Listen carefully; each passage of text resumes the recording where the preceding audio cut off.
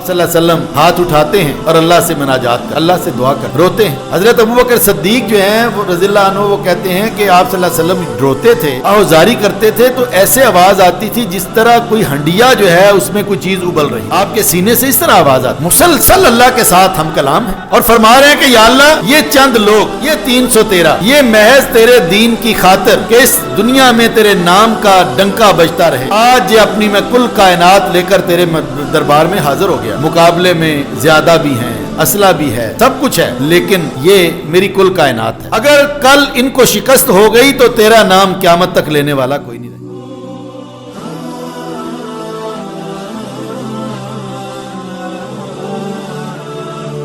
الصلاۃ والسلام علی رسول الکریم وعلی آلہ وصحبہ اجمعین. اما بعد فاعوذ باللہ من الشیطان الرجیم بسم اللہ الرحمن الرحیم. وَإِذْ يَعِدُكُمُ اللَّهُ إِحْدَى الطَّائِفَتَيْنِ أَنَّهَا لَكُمْ وَتَوَدُّونَ أَنَّ غَيْرَ ذَاتِ الشَّوْكَةِ تَكُونُ لَكُمْ وَيُرِيدُ اللَّهُ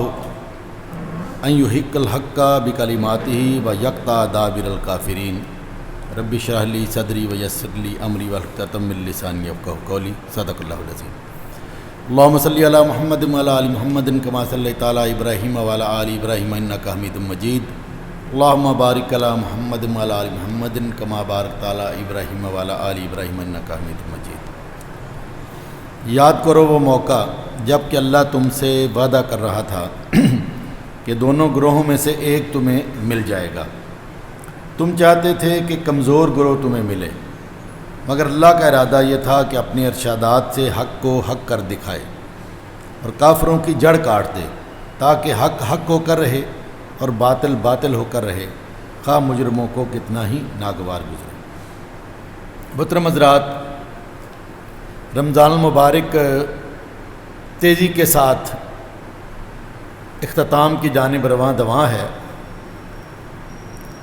آج 17 رمضان المبارک ہے اور یہ وہ وقت ہے کہ جب آج سے تقریباً 1450 سال پہلے 1450 سال پہلے بدر کے میدان میں وہ عظیم مارکا حق و باطل رونما ہوا جس کی مثال اس روئے زمین پر ملنی ممکن نہیں. ایک طرف اللہ کے ماننے والوں کا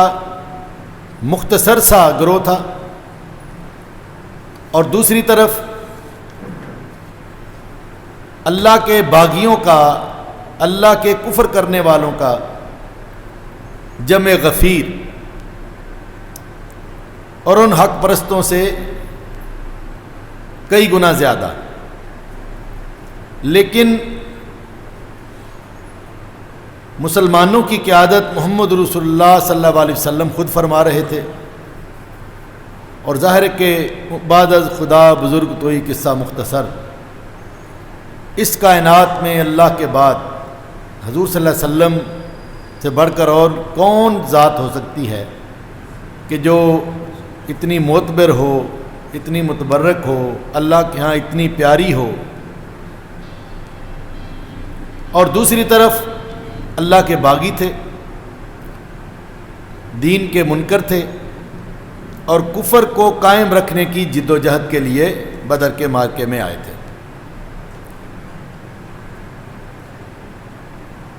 اللہ تعالیٰ فرماتے ہیں کہ مسلمانوں کے پاس 2 گروہ تھے 2 چوائس تھے. ایک چوائس یہ تھا کہ ابو سفیان کا قافلہ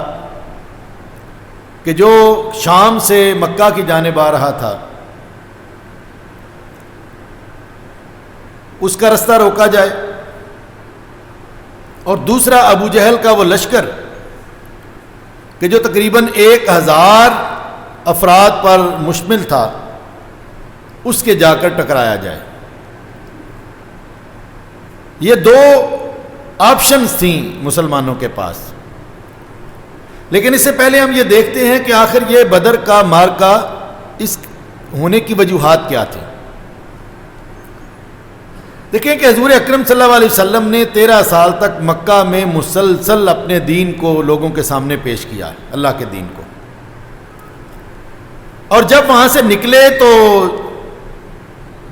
قریش نے آپ کے قتل کا پروگرام بنایا، لیکن آپ وہاں سے نکل آئے ان کی آنکھوں میں دھول جھونک کر۔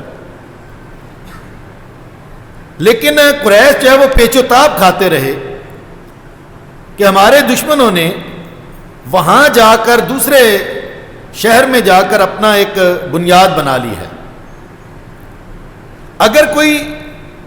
دشمنی ہوتی نا جی، لسانی دشمنی، کوئی ذاتی دشمنی، تو وہ کہتے کہ چلو جی، مطلب میرا ایک دشمن ہے فیصل آباد میں رہتا ہے، اگر وہ یہاں سے چھوڑ کر کراچی چلا جاتا ہے یا دوسرے ملک چلا جاتا ہے تو دشمنی اگر موجود بھی ہے تو میں اس کو بھول جاتا ہوں کہ ٹھیک ہے بات ختم ہوئی، اب میرے سامنے تو نہیں آتا۔ آپ صلی اللہ علیہ وسلم مکہ سے مدینہ چلے گئے اپنے ساتھیوں سمیت، اب تو ظاہر ہے کہ مکہ والوں کو اطمینان ہونا چاہیے تھا کہ بس ٹھیک ہے بات ختم ہو گئی، اختلاف ختم ہو گیا۔ لیکن اصل میں اختلاف کوئی ذاتی نہیں تھا، کوئی نسلی بھی نہیں تھا۔ حضور صلی اللہ علیہ وسلم نے کوئی ظلم و ستم کے پہاڑ نہیں توڑے تھے ان پر کہ وہ انتقام میں آ کر حضور صلی اللہ علیہ وسلم پر مدینہ کی طرف جو ہے وہ جلغار کرتے۔ آپ نے تو 13 سال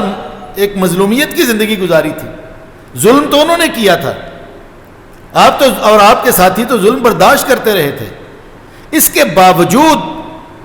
ان کا مسلمانوں کے خلاف جو ہے وہ ایک تیاری کے ساتھ آنا، اور پھر جب آپ وہاں پہنچے تو عبداللہ بن ابی کو انہوں نے پیغام بھیجا مکہ والوں نے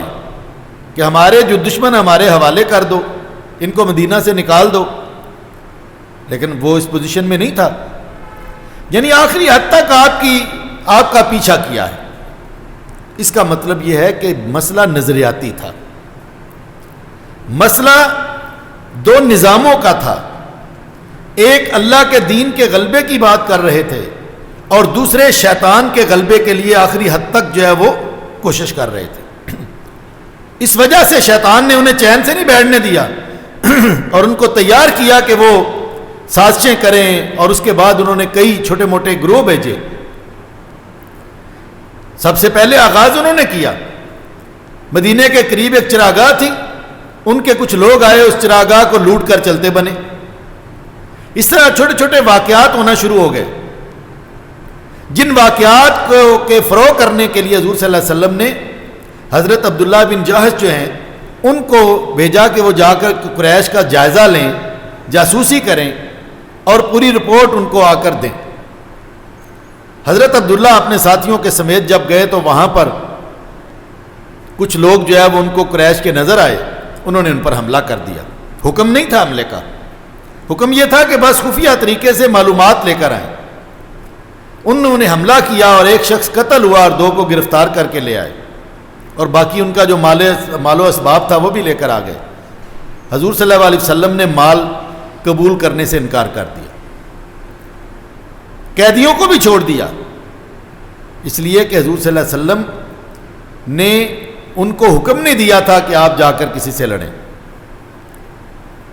اور یہ بھی ایک وجہ بن گئی لڑائی کی۔ قریش نے سوچا کہ یہ کل کو ہمارے سامنے مار کھاتے تھے، ہمارے ظلم کا شکار ہوتے تھے، ہمارے سامنے آنکھ نہیں اٹھاتے تھے مسلمان، آج یہ ہمارے لوگوں کے اوپر حملہ آور ہوئے۔ تو یہ ایک غصہ تھا ان کو کہ جس کی بنیاد پر حالانکہ ایک چیز جو ہے وہ غلط فہمی میں ہوئی اور حضور صلی اللہ علیہ وسلم نے قیدیوں کو بھی چھوڑ دیا، مال بھی چھوڑ دیا، تو بات تو ختم ہو سکتی تھی، لیکن قریش چاہتے تھے کہ ان کا کلا کما کیا جائے۔ پھر انہوں نے اپنا ایک کاروان بھیجا، تجارتی کاروان، ابو سفیان کی قیادت میں، اور مکہ کے ہر بندے نے اس میں کچھ نہ کچھ حصہ ڈالا۔ مقصد یہ تھا کہ اس کی جتنی آمدن ہوگی وہ ساری آمدن جو ہے وہ ہم تیار کریں گے لشکر اس سے، اور اس لشکر کے ذریعے سے مسلمانوں کو ختم کریں گے۔ گویا کہ اگر وہ کاروان ابو سفیان کا تھا وہ جو گیا تھا کا تجارتی قافلہ، وہ بھی اس کے پیچھے بھی جنگ کی نیت تھی. اور اس سے کچھ مہینے پہلے حضرت سعد بن معاذ رضی اللہ عنہ جو سردار تھے اوس کے، قبیلہ اوس کے، وہ جب وہاں پر گئے تو ان کے ساتھ جو ہے وہ کفار کی، انہوں نے ظاہر کہا کہ بھئی تم نے ہمارے دشمنوں کو کیا ہوا ہے، ہم تمہیں نہیں چھوڑیں گے، یہ کریں گے وہ کریں گے، دھمکیاں دی. تو انہوں نے کہا کہ تم مجھے دھمکیاں نہ دو، تمہیں معلوم ہے کہ تمہاری ساری مکہ کی معیشت کا انحصار تجارت پر ہے، اور تمہاری ساری کی ساری تجارت مدینہ کے قریب سے گزر کر تم شام کی جانب جاتے ہو، کیونکہ مکہ جنوب کی طرف ہے اور جنوب سے شمال کو جائیں تو مدینہ ہے، اور پھر اس سے مزید شمال کو جائیں تو فلسطین اور شام اور باقی ممالک ہیں. اس لیے مکہ والے جتنی بھی تجارت کرتے تھے اس میں کچھ تو یمن کی طرف تھی، باقی زیادہ تر شام، فلسطین اور روم اور ان علاقوں میں تھی. اور ظاہر ہے انہوں نے جب بھی گزرنا ہوتا تھا مدینہ کے قریب سے گزرنا ہوتا تھا. تو انہوں نے کہا کہ اگر تم ہمارے ساتھ ایسا سلوک کرو گے، ہمیں دھمکیاں دو گے اور ہمیں اللہ کے گھر میں آنے سے روکو گے، تو پھر ہم تمہارے تجارت کو نشانہ بنائیں گے. اب یہ خوف بھی قریش کے دل میں بیٹھ گیا. جب ابو سفیان واپس آتا ہے قافلے کے ساتھ تو وہ دل میں خوف تو موجود تھا، کبھی انہوں نے دھمکی دی ہوئی ہے. تو اس نے سوچا کہ کہیں یہ اتنا بڑا قافلہ ہے اور اس کے جو مسلح لوگ تو 30-40 ہی تھے، باقی تو ظاہر ہے قافلوں میں تو ظاہر ہے کہ مسلح لوگ زیادہ نہیں ہوتے. تو اتنا بڑا قافلہ ہے، اتنی بڑی جو ہے وہ اس کے ساتھ تجارتی ساز و سامان ہے، اگر یہ کہیں مسلمانوں نے اس پر حملہ کر دیا تو ہم کہیں کا نہیں رہیں گے. اس کو یہ شبہ ہوا، اس کو یہ خطرہ محسوس ہوا، تو اس نے ایک تو رستہ بدلا اور ساحل سمندر کے قریب سے جانے کی کوشش کی، اور دوسرا پہلے سے ہی جو ہے وہ بندہ دوڑا دیا کہ جا کر مکہ والوں کو بتاؤ کہ اس طرح مجھے خطرہ ہے تو میرے تحفظ کے لیے آئیں. اور وہ جب ان کو خبر ملی تو وہ پھر انہوں نے لشکر تیار کیا، جو پہلے سے ہی وہ چاہتے تھے کہ یہ قافلہ آئے اور لشکر تیار کرے اور مدینے پر حملہ کریں. اب انہوں نے بہت تیزی کے ساتھ لشکر تیار کر کے ابو جہل اور عتبہ یہ لوگ جو ہے اس کو لے کر آئے. اب یہاں پر یہ سوال پیدا ہوتا ہے، ہمارے مفسرین نے اور ہمارے مختلف مورخین نے دو طرح کی رائے کا اظہار کیا ہے. بعض لوگ کہتے ہیں کہ حضور صلی اللہ علیہ وسلم مدینہ سے قافلے پر حملہ کرنے کے لیے نکل پڑے تھے، اور رستے میں جا کر ان کو خبر ملی کہ ابو جہل اور عتبہ کا لشکر آ رہا ہے. تو وہاں پر آپ نے مشورہ کیا اور آپ نے اپنا رخ اس قافلے کی بجائے جو ہے وہ لشکر کی جانب پھیر دیا. ایک یہ بھی کچھ لوگوں کی یہ رائے ہے. اور ایک بڑی رائے یہ ہے کہ بنیادی طور پر یہ لوگوں کے ذہن میں تو موجود تھا، مسلمانوں کے ذہن میں موجود تھا کہ ہمیں قافلے کی جانب جانا چاہیے، لیکن حضور صلی اللہ علیہ وسلم نے یہ ہرگز مسلمانوں کو اس وجہ سے اکٹھا نہیں کیا کہ آؤ قافلے پر حملہ آور ہوں. قافلے پر حملہ آور ہونے کے لیے اتنے لوگوں کی بلا کیا ضرورت تھی؟ جس قافلے کے لیے صرف 100 بندے کافی ہوں، 70 بندے کافی ہوں، اس کے لیے اپنی پوری قوت جمع کرنے کی کوئی جواز سمجھ میں نہیں آتا. اس لیے یہ کچھ لوگ الزام لگاتے ہیں کہ جی مسلمان لوٹنے کی نیت سے وہاں گئے جانا چاہتے تھے اور لٹیرے تھے اور اس طرح کر کے. اگر اس کی بھی بات کی جائے تو ظاہر ہے کہ دشمن کی اس کمک کو روکنا کہ جس قافلے کی بنیاد پر انہوں نے جو ہے وہ پھر مسلمانوں کے خلاف لشکر تیار کرنا ہے، حضور کے پاس پورا جاسوسی کا نظام تھا، تو اگر وہ اس کو روکنا چاہتے ہیں تو یہ بھی بالکل عین حق ہے. یعنی مجھے معلوم ہو میری کسی کے ساتھ دشمنی ہو اور میرے علاقے سے کوئی بندہ جا کر پتہ چلے کہ اسلحہ لے کر اس کے پاس پہنچ رہے ہیں تو میں اسلحہ روکوں گا کہ نہیں روکوں گا؟ روکنا چاہیے. لیکن جو تاریخ میں بات آتی ہے وہ یہ ہے کہ حضور صلی اللہ علیہ وسلم نے مدینے میں ہی مشورہ کیا. مدینے میں جب آپ کو خبر ملی تو آپ نے مدینے میں ہی مشورہ کیا اور مشورہ کر کے لوگ یہ چاہتے تھے کہ قافلے کی جانب جائیں، لیکن حضور صلی اللہ علیہ وسلم اس وقت تک آپ کو خبر مل چکی تھی کہ لشکر بھی آ رہا ہے، تو آپ یہ چاہتے تھے، اللہ کا بھی حکم تھا، قرآن نے کہہ دیا کہ یہ جو حق اور باطل کا معرکہ ہے یہ ہو ہی جائے، اور حق بھی واضح ہو جائے اور کفر بھی واضح ہو جائے۔ اس لیے آپ نے یہ مشورہ کیا تو ظاہر ہے کہ حضرت ابو بکر صدیق رضی اللہ عنہ، حضرت عمر فاروق جو مہاجرین تھے، انہوں نے بڑھ چڑھ کر گفتگو کی کہ آپ ہمیں حکم دیں، اور ہم جو ہے وہ، آپ یہ کہہ نہیں رہے تھے کہ کہاں جانا ہے، مشورہ مانگ رہے تھے، لیکن چاہتے یہ تھے کہ لشکر سے ٹکرایا جائے۔ لیکن آپ کا رخ بار بار انصاری جو ہے وہ صحابہ کی جانب جاتا تھا، کیونکہ جب آپ نے ہجرت کی تھی تو جو معاہدہ ہوا تھا، جو میثاق ہوا تھا جو ہے وہ مدینہ والوں کے ساتھ، اس میں جس بنیاد پر آپ ہجرت کر کے آئے تھے، بیعت عقبہ ثانیہ بھی جس کو کہا جاتا ہے، تو اس میں یہ موجود تھا کہ قریش جو ہیں، یہ انصار جو ہیں، یہ مدینہ پر اگر حملہ ہوگا تو حضور صلی اللہ علیہ وسلم کا تحفظ کریں گے، اور میثاق مدینہ میں بھی یہی تھا کہ تینوں فریق جو ہیں، اگر کسی ایک فریق کے اوپر حملہ ہو تو دوسرے سارے کے سارے مدینہ والے اس کا تحفظ کریں گے۔ لیکن یہ معاہدے میں موجود نہیں تھا کہ ایک فریق اگر باہر جا کر کسی پر حملہ کرنا چاہے تو باقی اس کا ساتھ دیں گے، یہ موجود نہیں تھا۔ لیکن بہرحال قریش جو ہے وہ مدینہ کے لوگ اسلام تو لے آئے تھے، اور حضور صلی اللہ علیہ وسلم کو نبی مان لیا تھا، اس لیے جب انہوں نے دیکھا کہ حضور صلی اللہ علیہ وسلم بار بار جو ہے وہ انصاری لوگوں کی طرف دیکھ رہے ہیں، تو پھر وہ اٹھے اور انہوں نے کہا کہ یا رسول اللہ، لگتا ہے کہ آپ کا رخ انور ہماری طرف ہے، کہ ہم بھی کچھ کہیں، ہم آپ پر ایمان لائے ہیں، ہم نے آپ کو نبی جانا ہے، آپ ہمیں سمندر میں کودنے کا بھی حکم دے تو ہم اس کے لیے بھی تیار ہیں، اور یہ چھوٹا سا یہ لشکر یا قافلہ، اس کی کیا حیثیت ہے، آپ جہاں بھی ہمیں لے کر جائیں گے ہم آپ کا ساتھ دیں گے۔ حضور صلی اللہ علیہ وسلم کا چہرہ دمکنے لگا، چمکنے لگا، اور پھر فیصلہ ہوا کہ بدر کی طرف جایا جائے گا، جہاں پر اب جو ہے وہ لشکر آ رہا ہے۔ تو پھر اب بدر کا جو میدان ہے وہ مدینہ سے مکہ کی طرف جائیں تو رستے میں ہے۔ یہاں پر ایک اور بھی سوال پیدا ہوتا ہے، اگر مسلمانوں کا ارادہ ابو سفیان کے قافلے کی طرف تھا تو قافلہ تو شام کی طرف سے آ رہا تھا، تو مسلمانوں کو پہلے جانا چاہیے تھا اس کا رستہ روکنے کے لیے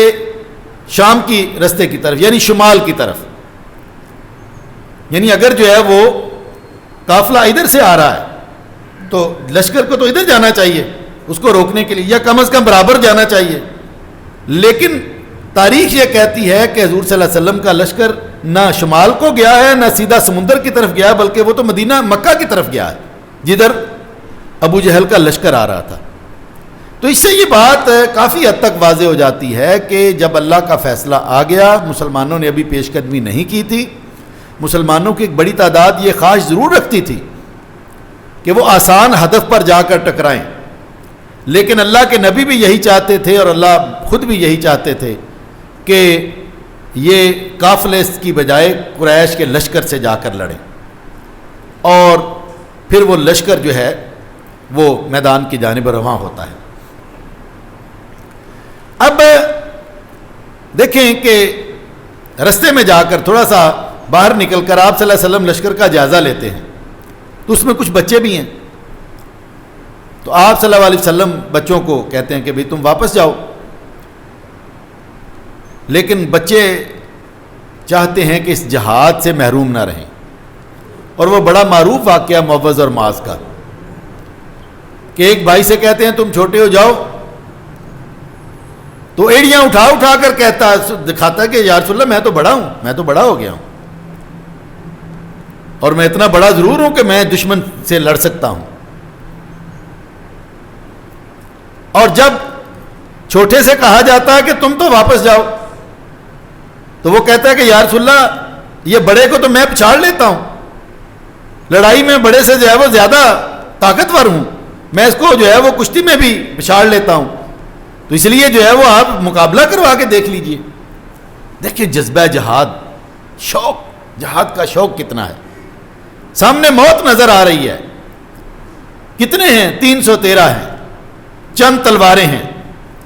تاریخ میں آتا ہے کہ 8 تلواریں تھیں مسلمانوں کے پاس، 2 گھوڑے تھے صرف 313 کے پاس، 70 اونٹ تھے، 7 زریں تھیں جن کو جسم پر پہن کر لڑا جاتا تھا، کچھ تیر تھے، کچھ نیزے تھے، کچھ لکڑیاں پکڑی ہوئی تھی مسلمانوں نے، پلے تو کچھ بھی نہیں تھا سوائے ایمانی قوت کے۔ لیکن جذبہ جہاد کتنا ہے، اور پھر کشتی کروائی جاتی ہے، چھوٹا اور بڑا بھائی لڑتے ہیں، اور بھائی چھوٹا جو ہے وہ بڑے بھائی کے کان میں کہتا ہے کہ بھائی تمہارا تو فیصلہ ہو گیا ہے جانے کا، میں اگر کشتی میں ہار گیا تو مجھے واپس بھیج دیا جائے گا، تو تم جو ہے وہ ہار جاؤ تاکہ میں بھی جہاد میں شریک ہو جاؤں۔ یہ ہے جذبہ جہاد جس کو اس امت نے چھوڑ دیا ہے، یہ زوال کی بنیاد ہے۔ اب لشکر وہاں پہنچتا ہے اور حضور صلی اللہ علیہ وسلم، سارا لشکر سو رہا ہے، صبح موت انتظار کر رہی ہو، مقابلہ 1000 جن کے پاس گھوڑے بھی ہیں، اونٹ بھی ہیں، تلواریں بھی ہیں، اسلحہ مکمل ہے، اور وہ بڑے یعنی ساری رات وہ نعرے مارتے رہے ہیں، وہ ہاؤ ہو کرتے رہے ہیں، شغل میلہ کرتے رہے ہیں کہ صبح تو ہماری فتح ہی فتح ہے، یہ چند لوگ ہمارا کیسے مقابلہ کر سکیں گے۔ اور اس طرف اللہ کے نبی جاگ رہے ہیں اور باقی سب سو رہے ہیں۔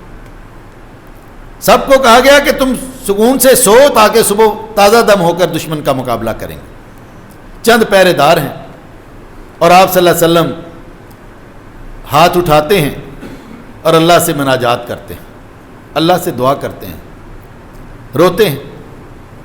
حضرت ابوبکر صدیق جو ہیں وہ رضی اللہ عنہ وہ کہتے ہیں کہ آپ صلی اللہ علیہ وسلم روتے تھے، آہوزاری کرتے تھے تو ایسے آواز آتی تھی جس طرح کوئی ہنڈیا جو ہے اس میں کوئی چیز ابل رہی ہو، آپ کے سینے سے اس طرح آواز آتی تھی۔ مسلسل اللہ کے ساتھ ہم کلام ہیں، اور فرما رہے ہیں کہ یا اللہ یہ چند لوگ، یہ 313، یہ محض تیرے دین کی خاطر کہ اس دنیا میں تیرے نام کا ڈنکا بجتا رہے، آج یہ اپنی میں کل کائنات لے کر تیرے دربار میں حاضر ہو گیا۔ مقابلے میں زیادہ بھی ہیں، اسلحہ بھی ہے، سب کچھ ہے، لیکن یہ میری کل کائنات ہے، اگر کل ان کو شکست ہو گئی تو تیرا نام قیامت تک لینے والا کوئی نہیں رہے گا۔ یہ بات محمد رسول اللہ ہی کہہ سکتے ہیں، کوئی اور تو نہیں کہہ سکتا کہ یا اللہ پھر تیرا نام لینے والا کوئی نہیں، کیونکہ مجھے تو نے آخری نبی بنا کر بھیجا ہے، اور آج اگر میرے نام، میرے ساتھی، آج ان پر باطل غالب آ گیا تو پھر ظاہر ہے کہ پھر اسلام مٹ جائے گا۔ پھر اللہ تعالیٰ حضور اکرم صلی اللہ علیہ وسلم کو اللہ تعالیٰ وعدہ فرماتا ہے، فرشتوں کا وعدہ، کہ فتح آپ کی ہوگی، میں فرشتے بھیج رہا ہوں اور فرشتے ہماری طرف سے لڑیں گے۔ حضرت ابوبکر صدیق کہتے ہیں کہ حضور صلی اللہ علیہ وسلم کے چہرے پر ایک مسکراہٹ اور ایک اطمینان یا وہ طمانینت پھیل جاتی، اور صبح آپ صلی اللہ علیہ وسلم، تھوڑے لوگ ہیں لیکن ان کی صف بند کر کے ان کو لڑاتے ہیں۔ یہ بھی عرب کی تاریخ میں پہلی جنگ تھی جس میں لوگوں کو باقاعدہ صف بستہ ہو کر لڑایا گیا تھا، ورنہ عرب کی جو لڑائی ہوتی تھی، قبائلی لڑائی، اس میں یہ ہوتا تھا کہ دونوں لشکر گتھم گتھا ہو جاتے تھے، کوئی ایک ٹولہ ادھر لڑ رہا ہے، کوئی 2 ٹولیاں ادھر لڑ رہی ہیں، کوئی ادھر لڑ رہا ہے، کوئی ادھر لڑ رہا ہے۔ آپ صلی اللہ علیہ وسلم نے اپنے تھوڑے لوگوں کو باقاعدہ قطار بندی کی، دائیں بائیں درمیان میں قلب میں، اور وہ 313 یوں لگنے لگے جیسے 1000 ہیں۔ اچھا قرآن ایک اور بات بھی کہتا ہے، وہ کہتا ہے کہ تم 313 تھے دشمن 1000 تھا لیکن تمہیں دشمن کم نظر آ رہا تھا. اگر تمہیں وہ پورے کے پورے نظر آ جاتے تو تم حوصلہ ہار بیٹھتے. یعنی مسلمانوں کو وہ 1000 ہو کر بھی شاید 300-400 سے زیادہ نظر نہیں آ رہے تھے, اور ان کو مسلمان 313 کی بجائے زیادہ نظر آ رہے تھے. یعنی اللہ تعالیٰ کی طرف سے یہ ایک مسلمانوں کی جو ہے وہ مدد کی گئی تاکہ حوصلے برقرار رہیں اور وہ بھی تھوڑے سے خوف زدہ رہیں. اور پھر اس لشکر میں اگلے دن دونوں لشکر ٹکراتے ہیں. یہ تھوڑے ہو کر بھی زیادہ محسوس ہوتے ہیں اس لیے کہ یہ صف بستہ ہے, اور اللہ تعالیٰ آخر کار اپنے ان مومنین کو فتح سے نوازتا ہے. فرشتے مدد کو آتے ہیں اور صحابہ کرام جو ہے ان کے اوپر سکینت نازل ہے, سکینت طاری ہے, اطمینان سے تلواریں چلا رہے ہیں, اطمینان سے لڑ رہے ہیں, کوئی خوف نہیں, کوئی پریشانی نہیں ہے. حضرت عبد الرحمن ابن عوف کہتے ہیں کہ دایاں بایاں میں دیکھا, میں نے کہا کہ دشمن یعنی جنگ میں دایاں بایاں کی بڑی اہمیت ہوتی ہے. میں نے دیکھا تو ایک بچہ میرے دائیں موجود ہے, بائیں دیکھا تو بچہ ہے وہی موز اور معاذ. میں پریشان ہو گیا کہ میرے ساتھ تو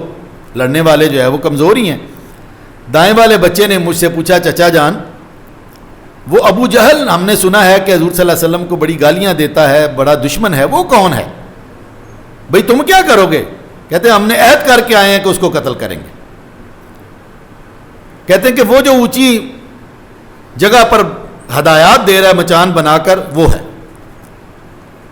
پھر بائیں طرف سے دوسرے بچے نے کہا کہ چچا جان ابو جہل کا بتائیں وہ کون ہے, آج ہم نے اس کو چھوڑنا نہیں ہے. چھوٹے چھوٹے بچے ہیں. کہتے ہیں کہ میں نے کہا کہ وہ جو سامنے نظر آ رہا ہے. کہتے ہیں میں لڑائی میں مشغول ہو گیا,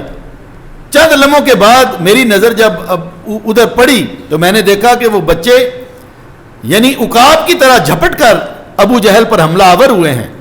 ایک نے دائیں سے حملہ کیا ہے, ایک نے بائیں سے حملہ کیا ہے, اور ابو جہل جو ہے وہ خاک و خون میں لپٹ رہا ہے,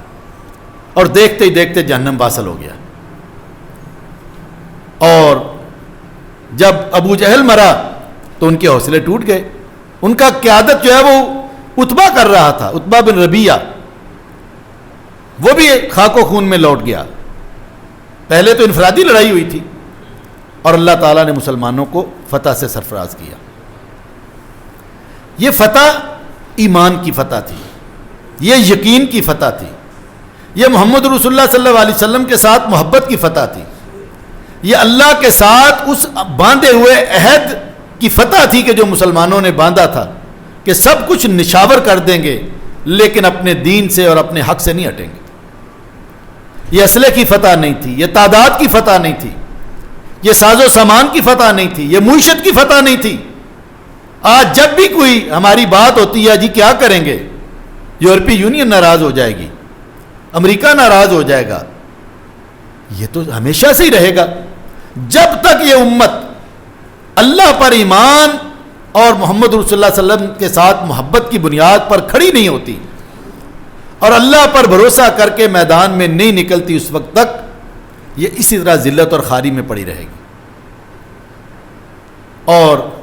دوسری طرف اگر یہ یقین کرے گی, ایمان کے ساتھ آگے بڑھے گی, تو آج بھی ہو جو براہیم کا ایما پیدا, آگ کر سکتی ہے انداز گلستاں پیدا, اور فضائے بدر پیدا کر فرشتے تیری نصرت کو اتر سکتے ہیں گردوں سے قطار اندر قطار اب بھی. آج بھی اگر جو ہے وہ بدر کا مارکا سجایا جائے, اسی طرح کا ایمان ہو, یقین ہو, تو آج بھی اس امت کو اللہ تعالیٰ اٹھا دے گا اور ان کو جو ہے وہ اوج ثریا تک پہنچائے گا, عروج کی جانب پہنچائے گا. لیکن ہمارے اندر اس ایمان اور اس یقین کا وہ معیار ہونا چاہیے, وہ کم از کم معیار ہونا چاہیے جو اللہ تعالیٰ کو مطلوب ہے. اللہ تعالیٰ ہمیں عمل کی توفیق عطا فرمائے. واہ خدا.